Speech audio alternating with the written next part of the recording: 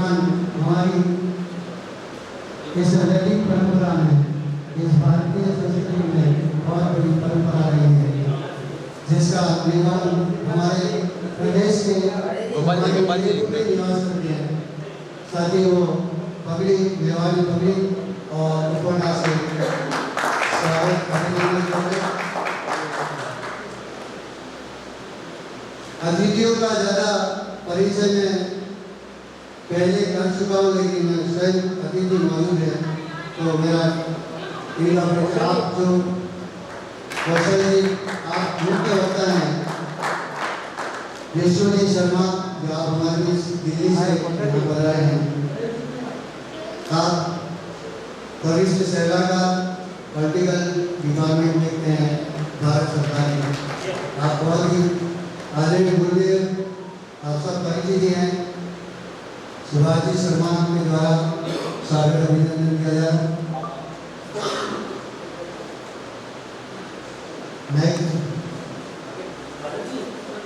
भरत मिश्रा जी चाहिए, हमारी युवा टीम के महासचिव हैं।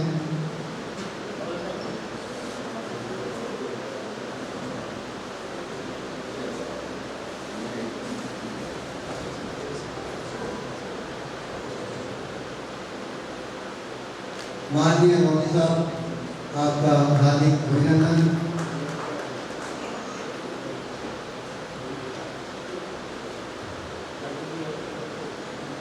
न धन से न खूबसूरत की लाली से, न धन से न खूबसूरत की लाली से मैं खुश होती हूँ आप सभी की जोरदार तालियों से। कृपया करके तालियों में कंजूसी न रखें। पंख ही काफी नहीं है आसमानों के लिए, पंख ही काफी नहीं है आसमानों के लिए, हौसला चाहिए ऊंची उड़ानों के लिए।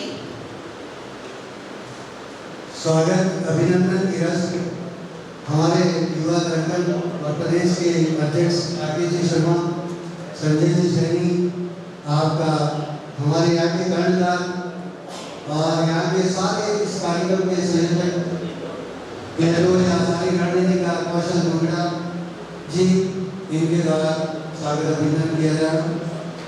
नारद जयंती हम सब प्रबल मनुष्यों ने कल ही मनाई है।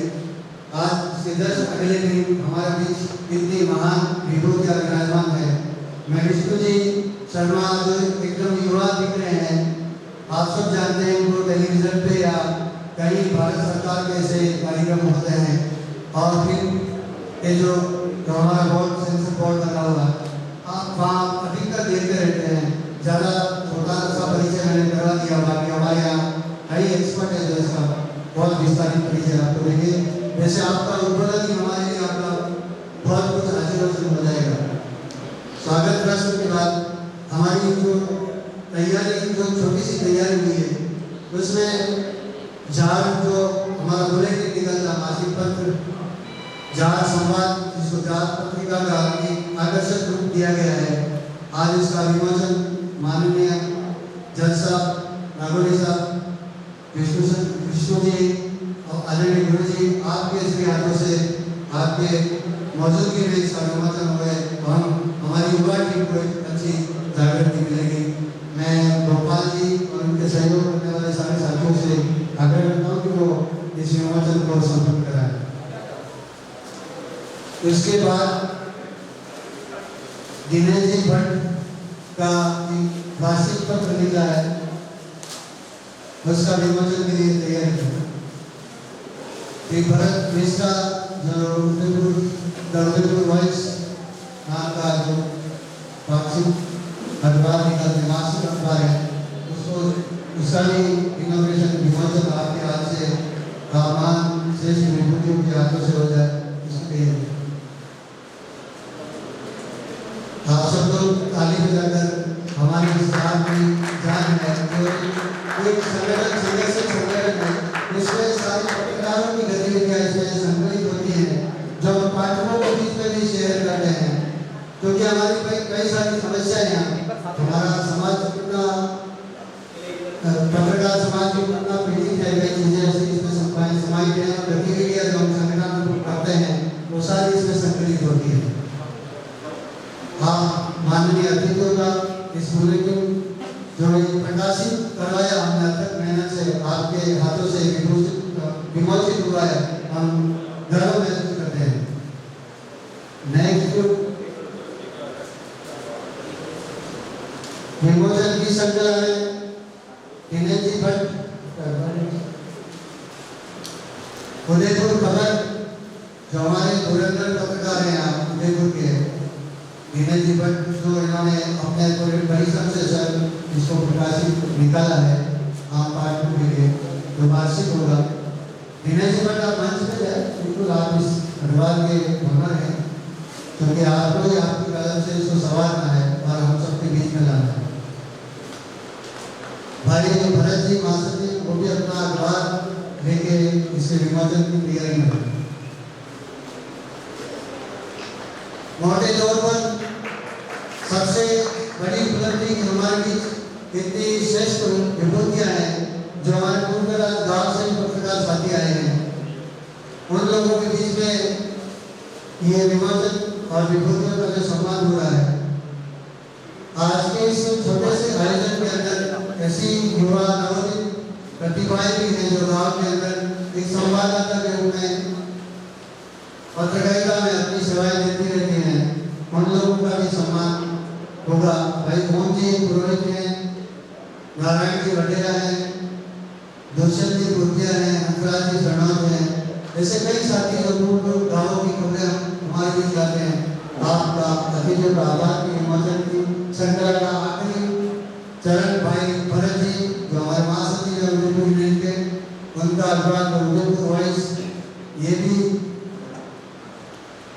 इलेक्ट्रॉनिक मीडिया के साथ साथ प्रिंट मीडिया ने भी हम सबका दोनों तरफ से सहयोग कर रहे हैं और हमारे इस पत्रकार समाज के अंदर बिल्कुल युवा है, तो आपका भी पत्रकार विमोचन।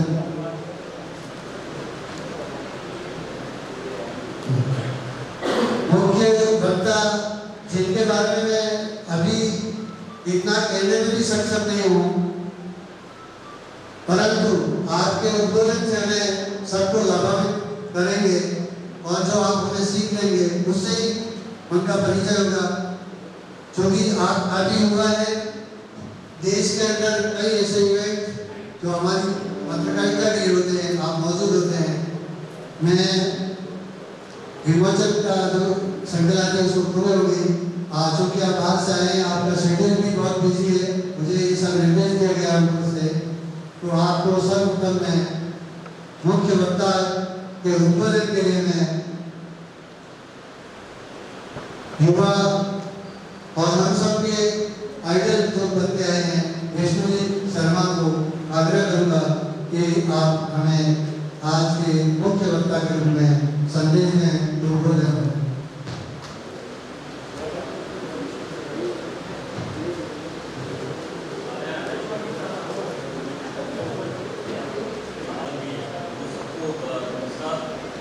बाकी जो उदयपुर के पत्रकार हैं और बाकी आपके जो भी गेस्ट आए हैं सभी को मेरी तरफ से नमस्कार। मैं विष्णु शर्मा। दरअसल मैं पूरे देश भर में सेमिनार्स करता मैं जाता रहता हूँ, पूरी सरकार की होती है, और मेरे जो विषय होते हैं वो इतिहास और सिनेमा, इन दोनों पे मैंने बहुत काम किया। जो युवा वर्ग है वो E24 देखता होगा, E24 मैंने सर्विस किया था बॉम्बे में 2008 में जाता हूँ, और 20 साल 22 साल पत्रकारिता की, इतिहास पर 2-3 किताबें लिखी। मुझे हमेशा इस शहर को, जिलों का शहर बचपन में पढ़ता था, तो हमेशा से लगता था कि वहाँ जाना है। मुझे पानी से बहुत लगाव था, मुझे तैराकी का शौक था। फिर जब हम महाराणा प्रताप से परिचित हुए तो फिर वो सम्मान ऐसा पैदा हुआ, तो मैं मौका देखता था कि कैसे उधर कुछ जाया जाए। और अभी भी मैं कोशिश करता हूँ कि साल में कोई मौका मिल जाए। 2 साल तक तो आ नहीं पा रहे हैं यहाँ पे, फैमिली आगे के लिए मैं नहीं आ पाया, वो घूमने निकल गए, लेकिन मैं नहीं आ पाया। तो कल मैं एक सेमिनार में था, 2 दिन की सेमिनार की, जो कल्चरल मिनिस्ट्री की तरफ से, कल्चर मिनिस्ट्री और जो संस्कार भारती है उनकी तरफ से मुंबई यूनिवर्सिटी में हुई। तो उससे सुभाष जी, प्रसून जोशी, मनोज मुंसिफ और आपके अनु मलिक, बालाजी, भारत बाला, उन्होंने वंदे मातरम दिया, पंडित जसराज की बेटी आशा पारेख, ढेर सारे लोग थे। उनके बीच में मुझे बुलाया गया, तो वो इस वजह से क्योंकि वो सिनेमा के लोग थे, लेकिन इतिहास से उनका थोड़ा वास्ता कम रहता है। और मेरे साथ ये दोनों चीज़ें जुड़ी हुई थी। जब मुझे यहाँ का बोला गया कि आप आइए, तो मुझे एक झिझक की हो रही थी कि पत्रकारों के कार्यक्रम में मैं जाता हूँ दिल्ली में, लेकिन दर्शक की तरह कभी कभी एक दो बार मुझे जूरी में रखा है, क्योंकि मुझे लगता है कि हर पत्रकार की अपनी एक खूबी है, उसकी अपनी फीट है, वो जिसमें आपसे कई गुना ज़्यादा जानता है, कई गुना ज़्यादा जानता है। यहाँ जो बैठे हैं लोग, मुझे अच्छे से पता है, क्योंकि मैंने आगरा में थोड़े दिन काम किया, तो मुझे पता है कि वो अपनी फील्ड की, हमारे एक वर्ड चलता है करियर, मतलब चैंपियन है, उनसे आप मात नहीं खा सकते। मैं उन्हें कुछ बता नहीं सकता, आप जितने लोग हैं मैं उनको कुछ बता पाऊँ, मुझे नहीं लगता कि मैं कुछ बता पाऊँगा। तो मैं बड़े झिझक के साथ इस कार्यक्रम में आया, क्योंकि मुझे लगता है कि बहुत सारे सीनियर ऐसे बैठे होंगे जो अपनी फील्ड में बहुत सारा काम करके आए हैं, वो हो सकता है वो दिल्ली में भी काम किया हो, लेकिन या दिल्ली के लिए करते हो, एजेंसी के लिए करते हो। तो मैं थोड़ा सा झिझकता था, लेकिन मैंने 9 साल करीब इनपुट में काम किया, तो पूरे देश का इनपुट देखा। सारे लोग चीफ मुझे रिपोर्ट करते थे टाइम की न्यूज़ रिपोर्ट के लिए, यहाँ पता नहीं कभी लभी मौजूद है कि नहीं, टाइम उठा में शायद करते हैं। जब मैं न्यूज़ रिपोर्ट के लिए कपिल से बात करता था उधर, जब भी कोई स्टोरी होती थी, माउंट आबू में कोई और थे, राजस्थान में कोई और थे, देश भर में जितने रिपोर्टर्स होते थे, तो उन सबसे बातें हम लोग करते थे। तो मैं ही बता था, कल की सेमिनार में जो बड़ी बात थी, वो 2 घटनाओं पर जिक्र मैं करना चाहूँगा कि पत्रकारिता में एक चीज़ बड़ी होती है, अगर आपको तालमेल बिठाना आता है, जितना मैं सीखता हूँ, संयोग और हिस्ट्री में काम करते हैं, अगर कोई घटना होती है और आप तुरंत बता देते हो, जैसे कल एक घटना उदयपुर में हुई, जो आपके राहुल गांधी की तरफ से कांग्रेस से शिद्दत से चल रहा है, उन्होंने कहा कि हम जो महिलाओं को आरक्षण दे रहे हैं उसमें SC ST महिलाओं को और OBC महिलाओं को आरक्षण देने की मांग मानेंगे। ये खबर शायद एक अखबार में है और किसी को मुझे नहीं पता। वो क्यों बताया उन्होंने? क्योंकि जिन लोगों को ये पता है कि जब उनसे कहा गया था कि OBC को आरक्षण दो, राय सिंह वाली पार्टी ने और बाकी लोगों ने ये डिमांड की, तो उन लोगों ने मना कर दिया, कांग्रेस ने साफ मना कर दिया था कि आरक्षण देंगे, हालांकि वो देने भी नहीं जा रहे। 33% आरक्षण को महिलाओं को मिलने नहीं जा रहा है, वो लोग हमेशा करते हैं, जितना मेरा अपना वो कहता है, लेकिन उन्होंने इस बार ये मांग मानी। तो कोई एक जर्नलिस्ट था जिसको पता था कि पहले इसमें यूटर्न ले चुके आप, ये यूटर्न, उसने वो यूटर्न करके आज खबर छापी। मैं अपने रास्ते में पढ़ रहा था एयरपोर्ट पे बैठ के, तो मुझे ये लगा कि इस बंदे को पता है और किसी को नहीं पता है, तो वो सहयोग बड़ा काम करता है। तो कल 2 सहयोग में जो आज से जुड़ रहा है, एक ये हुआ राहुल गांधी वाला, तो मुझे यहाँ बताने का मौका मिला। दूसरा क्या हुआ, मनोज मुंशी ने एक सवाल उठाया वहाँ पर। मनोज मुंशी को आप जानते होंगे, गीतकार है, और जो फिर मिट्टी में मिल जावा ये गाना उन्होंने लिखा है, तो वो और भी बहुत सारे गाने। तो उन्होंने एक सवाल उठाया वहाँ चर्चा और हिंदी के ऐतिहासिक मुद्दों पर, कौन कौन जो फिल्में होनी चाहिए थी, जिन लोगों ने काम किया। तो मेरा प्रेजेंटेशन था पूरा, मैंने स्लाइड से प्रेजेंटेशन दिया था, कितने लोग, कितनी फिल्में जो भी आज़ादी से पहले जो बनी, उन पर किस किसने सेंसर किया, सेंसर किसने लगाया, और कौन कौन सी फिल्में थी, कितनी मुश्किल से वो फिल्में बनाते थे और आज़ादी का मैसेज देते थे। तो ऐसे में मुझे जब उन्होंने ये कहा उसी कार्यक्रम में, मनोज मुंशी ने कहा कि महाराणा प्रताप पर कोई फिल्म क्यों नहीं बनाता, तो मुझे ध्यान आ गया। ये सहयोग में मैं आपको बता रहा हूँ कि आज एक व्यक्ति ने मुझसे महाराणा प्रताप पर कितना काम हुआ है टीवी में, फिल्मों में, वेब सीरीज में, इस पर रिसर्च करने को बोला था कि मुझे आर्टिकल छापना है। हितेश शंकर भी नारद जयंती का नाम ले रहे थे, मेरे मित्र हितेश शंकर, मैंने उन्हें भी पता चला कि उदयपुर में, तो एयरपोर्ट से जब आ रहे थे इधर की तरफ, तो मैंने उन्हें फ़ोन लगाया, तो उनका फ़ोन तुरंत बोला, बोले मुझे पता है आप उदयपुर में। मैं उनसे पूछता, उससे पहले बोले मुझे पता है आप उदयपुर, आपको कैसे पता होगा नहीं बताऊँगा। तो मैंने कहा कि आपसे आपके साथ चाय पी है, क्योंकि दौरे के शहर में, बोले मैं नाथद्वारा जा रहा हूँ, मैं लौटूंगा 2:30 बजे। मैंने कहा तब तक मुझे जाना है BBC को दिखाएगा, तो दिल्ली में मिलने के, पर मैं यहाँ कुछ पत्रकार मिलना चाहते थे, मैं इसलिए उनसे बोल रहा था कि ठीक है मिल लेते।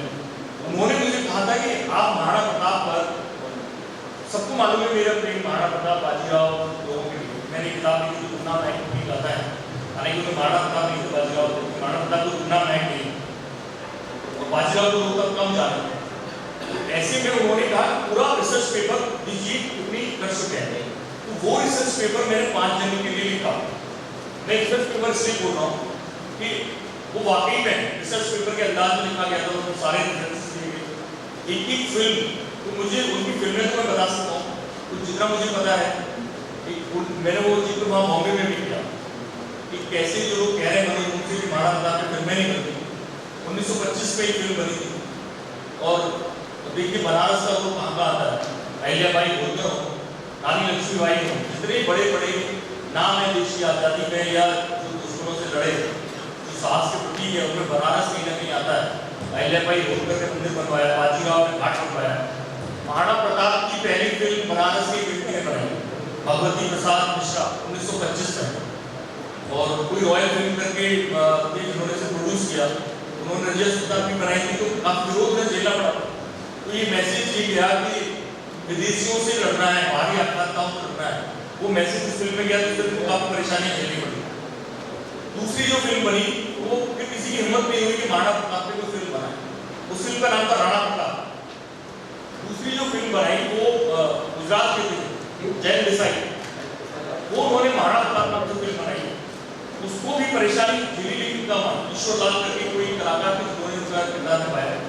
उसके 51 साल बाद, मतलब उसके करीब 46 के बाद 61 में एक फिल्म बनी, वो तो आप सब लोगों ने देखी पे पड़ी, जय चित्तौड़। जय चित्तौड़ जिसमें निरूपा राय थे, वो आपने चेतक पे गाना सुना होगा कि आसमान के बीच चलने वाले घोड़े ऐसा कुछ गाना है। यूट्यूब में आप चित्तौड़ डालेंगे, पी जयराज के हीरो थे जिन्होंने महाराणा प्रताप का रोल किया था। वो मैंने वहाँ पे पूरी प्रेजेंटेशन रखी, एक सीरियल, चाहे भारतीय पुलिस मिनिस्टर ने रोल किया हो, विनोद खन्ना ने सीरियल में रोल किया हो, और भी कई सारे जहाँ सीरियल नए आए हैं, और कैसे ये भी एक अपना विस्तार से देखा कि महाराणा प्रताप की फिल्में क्यों नहीं करते। अब या तो अकबर महान हो गए, महाराणा प्रताप उसको हाथ नहीं लगाते थे। उन्होंने मुझसे नहीं सवाल उठाया, इसलिए उनको कोई हाथ नहीं लगाता कि उनके ऊपर कोई फिल्म बने, क्योंकि आपको एक मान्यता कम करनी हो। तो ये चीज़ है, मैं आपको इसलिए बताऊँ कि इतिहास और सिनेमा में मैं अभी इंटरनेशनल फिल्म फेस्टिवल गोवा में होता है, उसकी स्टेट कमेटी में था। फिर हम जो विनय सरस्वती हैं, जो ICCR Indian council of culture के प्रेसिडेंट हैं, उन्होंने कहा कि इस कार्यक्रम को हम एक सेमिनार कर रहे हैं, Indian cinema and soft power. आप गूगल में करेंगे, 3-4 मई में हुई है राजभवन में मुंबई में। तो फिर हम लोगों ने शिखर कपूर को लाइन किया वहाँ पे, तो समीर आए, भारत वाला आए, स्वाद भी आए। तो वो एक कार्यक्रम इसी पे था, सिनेमा एंड सॉफ्ट पावर कैसे विदेशों में काम करते हैं।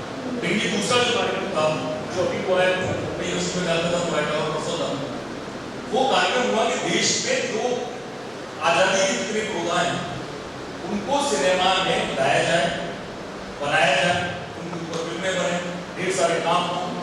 उस तरह की चीजें, ऐसी फिल्मों को बनाने के लिए जो कश्मीर फाइल बनाई, तो साहस की जरूरत है। और साहस देश में कौन देता है? सिर्फ एक आदमी, महाराणा प्रताप। लेकिन वो जरूर करेंगे, मेरा एक कनेक्शन जरूर से है। मेरे जो ग्रैंडफादर थे, उनकी जो बुआ थी, यानी जो ग्रैंडफादर जो भी उनके पापा थे, वो यहाँ पे मेरा गाय वाली चाची के नाम से जाने जाते हैं। उनकी गौशाला थी, वो यहाँ राजपुरोहित की वाइफ पुरोहित। तो हमको उनसे मिले, लेकिन उनके बाद में पूछते हैं कि वो यहाँ और कोई बच्चा नहीं था, लेकिन उनको आवाज जो हमारे ग्रैंडफादर थे, वो हमारे बेटा और मेरी डेथ हुई। बाकी जो हमारा कनेक्शन है वो महाराणा प्रताप से, पूरे देश का कनेक्शन हमारा। जब भी पत्रकारों को वो फिल्मों में किसी को सांस लेना, मुझे लगता है कि एक बार वो मैप देख ले। आप शायद इतनी चर्चा करते होंगे या कहते कि नहीं, हम जितने हिस्ट्री वाले लोग हैं, जितने सिनेमा वाले लोग हैं, जितने पत्रकार हैं बॉम्बे में, मेरा तो बहुत शहरों से बड़ा लगाव रहता है फिल्मों में, तो वो मैप अक्सर उनकी चर्चा में आता है कि कैसे पूरा देश इधर मुगलों के उसमें है और वहाँ हिंदू केवाड़ दिख रहा है, जो स्वतंत्रता दिखा रहा है, उस चीज के बड़े मायने।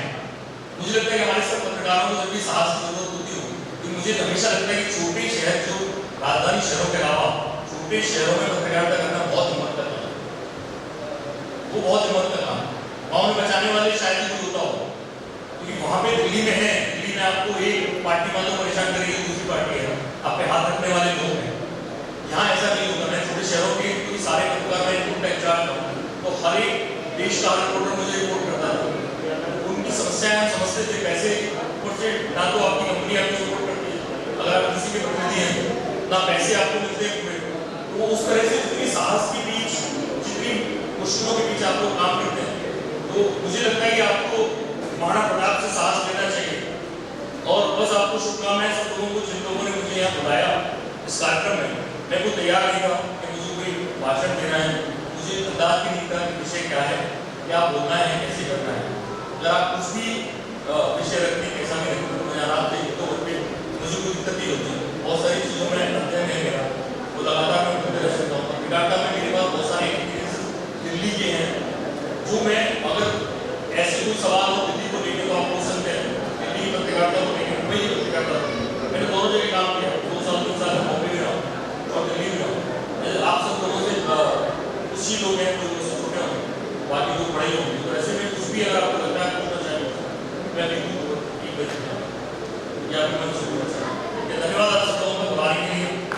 ये सम्मान मेरे लिए बहुत बड़ी बात है, जो ये मानव प्राप्त है।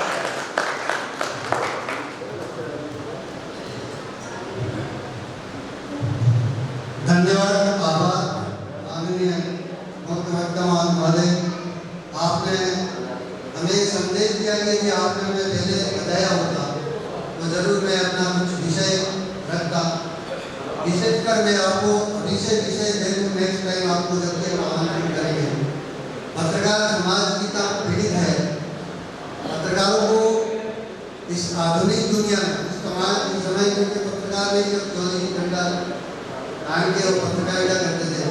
आज का तकनीकी युग है, इस तकनीकी युग में पत्रकारों को क्या समस्या आती है, कैसे करना चाहिए, क्योंकि आप सभी युवा हैं तो कैसे और क्या करना चाहिए, ये विषय होगा, उस पर आप करेंगे। पत्रकार समाज पीड़ित क्यों है, जबकि विदेशों के अंदर जो पत्रकार हैं वो काफ़ी सुदृढ़ है, हम लोग पीछे क्यों हैं। हमारा एक साथी अभी पुलित्जर पुरस्कार से चयनित हुआ है जो दिवंगत हो गए।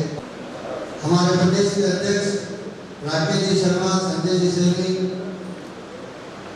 और आदरणीय इस पूरे वीक को देख रहे न्यास के मैं यहाँ के सब कुछ इंचार्ज और आपका सानिध्य जो है, और हम आज इस खूबसूरत वातावरण में शांत बैठे हुए आपकी प्रेरणा से जो हमें अवेलेबल हुआ है सभागार। आदरणीय अशोक जी भाई साहब, आप सभी से मैं निवेदन करूँगा, हमारी दोनों विभूतियाँ हैं, उनको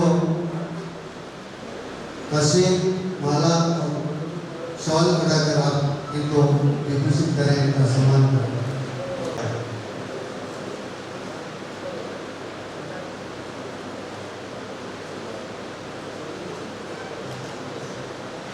हमारे बीच में शहर के वरिष्ठ का आदरणीय चंद्रशेखर जी नानी साहब बनाए हैं, मैं उनका हार्दिक स्वागत करता हूँ।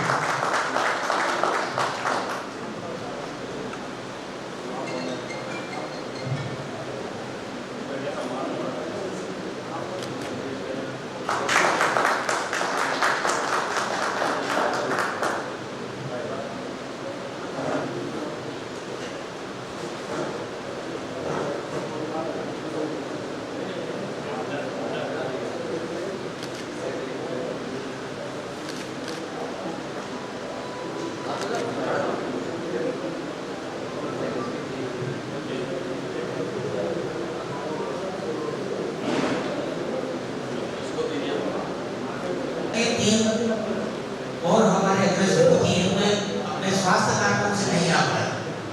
आदरणीय सुरेश जी गोयल साहब, वो भी इस शहर के बुजुर्ग पत्रकार और वरिष्ठ पत्रकार हैं।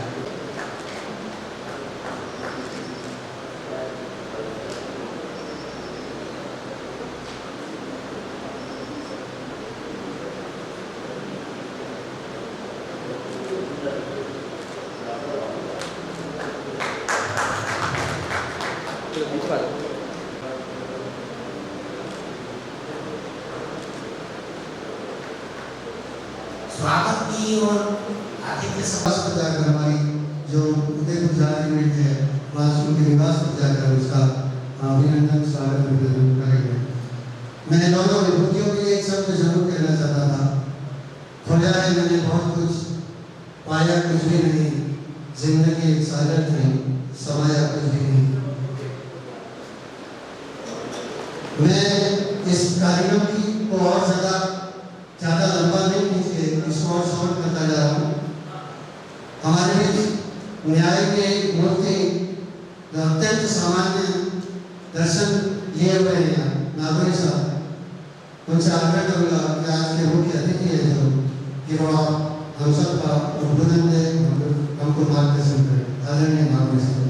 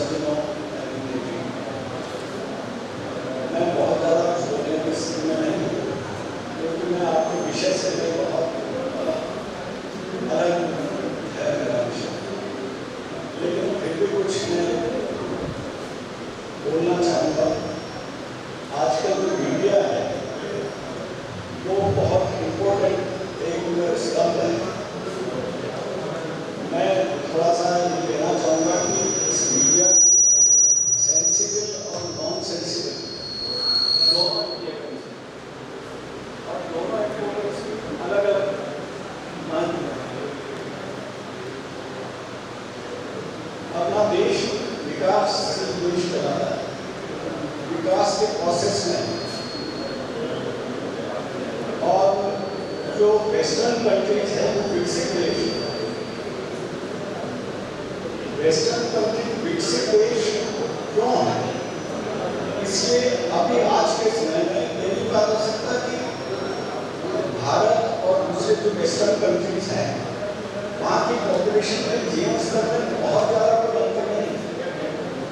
आजकल इस युग में करीब करीब सबको भोजन मिल रहा है, सबको मकान है, और अगर वो थोड़ा सा भी जागरूक है तो उनसे सारी सुविधाएं मिल सकती हैं। लेकिन एक जो महत्वपूर्ण बात है उसको मीडिया का ध्यान नहीं जा रहा है,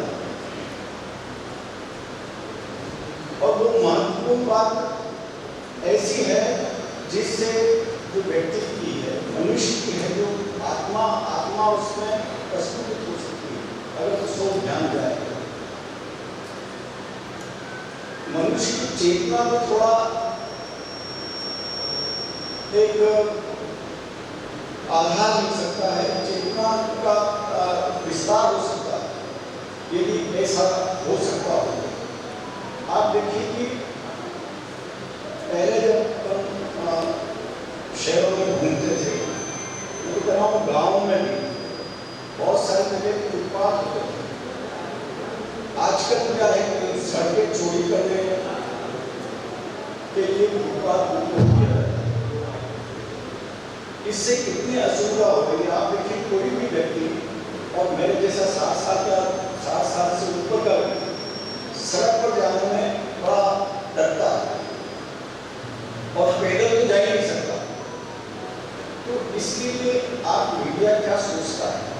आप तात्कालिक विषयों पर तो बहुत कुछ कह देते हैं, तात्कालिक विषय आया उस पर बहुत कुछ कहा, फिर वो भूल गए, उसके बाद उसका पटाक्षेप हो जाता, उसका कोई कंक्लूजन नहीं मिलता बहुत सारी बातों पर। ऐसी स्थितियाँ भी होती है।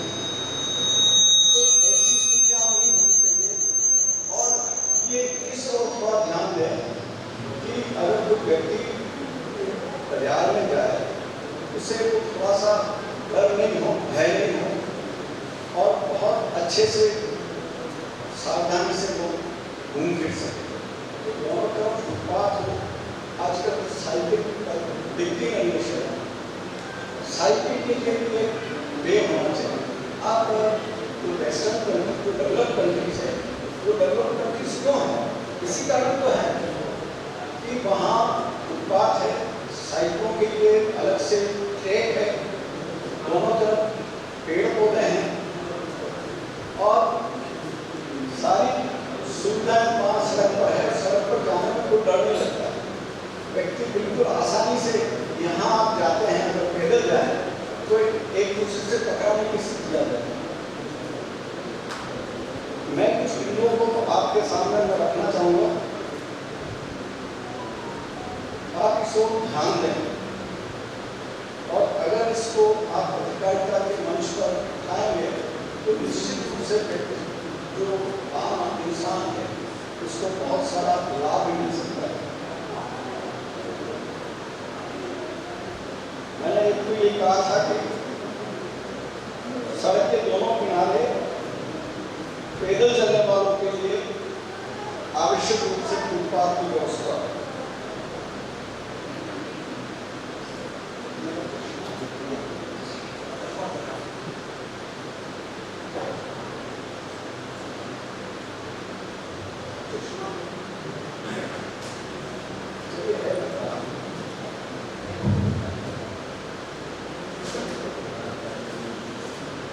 सड़क के दोनों किनारे जल निकासी के लिए उपयुक्त नालियां।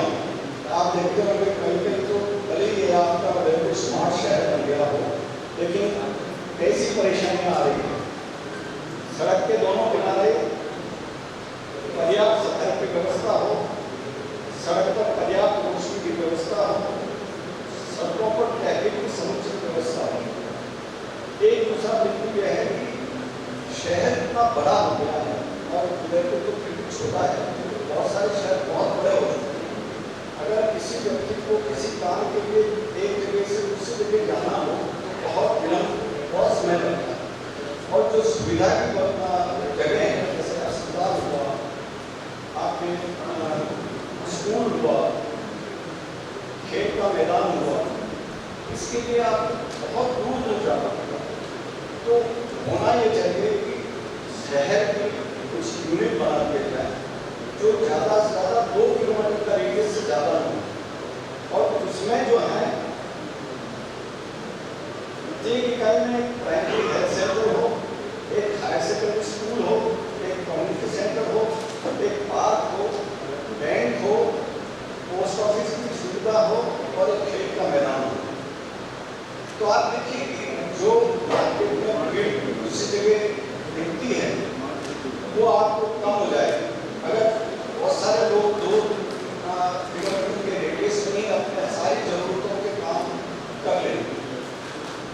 और एक इकाई में ऐसा मार्केट हो जिसमें प्रतिदिन की आवश्यकता की वस्तुएं उपलब्ध हो सके तथा इसके लिए उस इकाई में निवास करने वाले नागरिकों को उस इकाई से बाहर नहीं जाना है। शहर की प्रत्येक इकाई के लिए पीने के पानी के लिए स्वतंत्र व्यवस्था होनी चाहिए। वहाँ उस इकाई के लिए अलग से व्यवस्था होनी चाहिए, यानी कि दूसरी जगह से पानी है। उससे जो होता है कि अगर दूसरी जगह से पानी आ रहा हो तो व्यवधान बीच में आ जाते हैं किसी समय, तो वो व्यवधान नहीं आएंगे।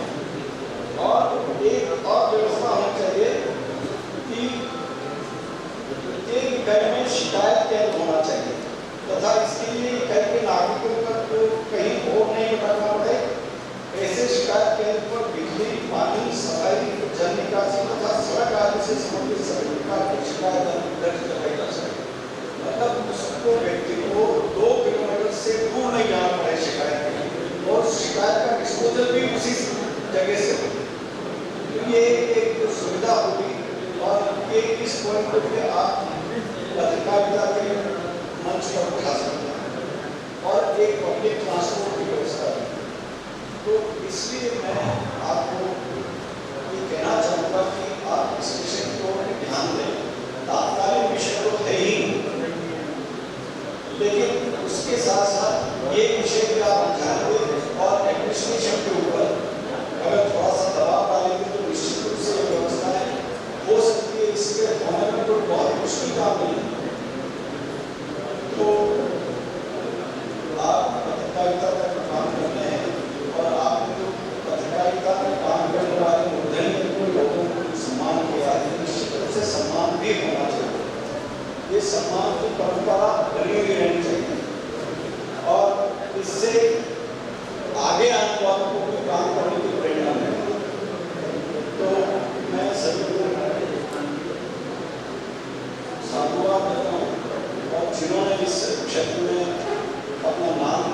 किया है उनको मैं प्रणाम करता हूँ और आप सबको भी मैं धन्यवाद देता हूँ कि आपने मेरे को बुलाया है।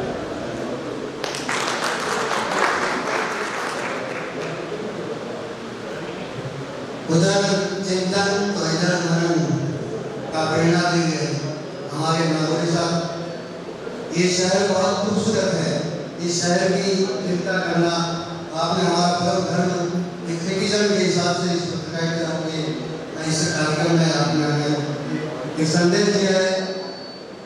खबरें नेगेटिव और पॉजिटिव इसकी भी समीक्षा आपने शब्दों में की। नेगेटिव और पॉजिटिव दोनों खबरें किस तरह की होती है। जैसे कई अखबार हम तो प्रिंट मीडिया से हैं, कई इलेक्ट्रॉनिक मीडिया से हैं, दोनों का अपना सदुपयोग हो सकता है।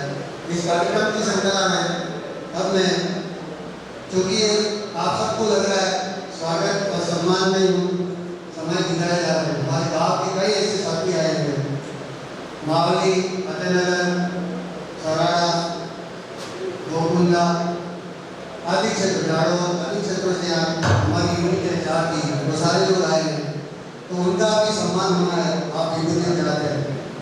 मैं आज के जो मुख्य वक्ता हैं विष्णु जी शर्मा, जो काफ़ी युवा है और शॉर्टकट में अपना संदेश देंगे।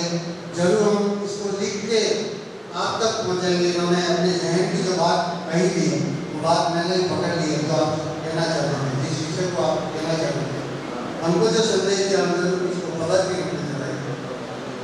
आपका और माननीय नागौरी साहब दोनों का ज्ञाति चिन्ह के रूप में हम उदयपुर यूनिट की ओर से अभिनंदन स्वागत करना चाहते हैं। मैं प्रदेश के हमारे अध्यक्ष आदरणीय राकेश जी शर्मा, मास्टर जी संजय जी सैनी, आप दोनों से आग्रह है माननीय नागौरी साहब और विष्णु जी शर्मा आप दोनों को सम्मानित करें। राकेश जी शर्मा, संजय जी सैनी, कौशल जी आप थोड़ा सा मंच पे रहें। क्योंकि हमारे मुख्य वक्ता थे और है अभी भी, और नागौरी साहब बहुत कुछ कह गए हमें, बहुत इतनी आवाज़ में उतनी कई शब्द सुन नहीं पाए, क्योंकि मैं जिसको बगल में रहता हूँ मैंने काफ़ी अच्छा ग्रहण किया है। आप दोनों का जाल उदयपुर की ओर से स्वागत अभिनंदन। ये छोटा सा स्मृति चिन्ह आपको आपकी यादों के लिए हम इसको आपके सिंह हुए हैं। हमारे बीच रमाकांत जी भी है, भाई प्रफुल्ल जी गांधी, कई युवा साथी आए हैं। आप सबका जिक्र नहीं करता, अमित जी चतुर्वेदी, छोटू बड़े साहब, जितेंद्र माथुर जी,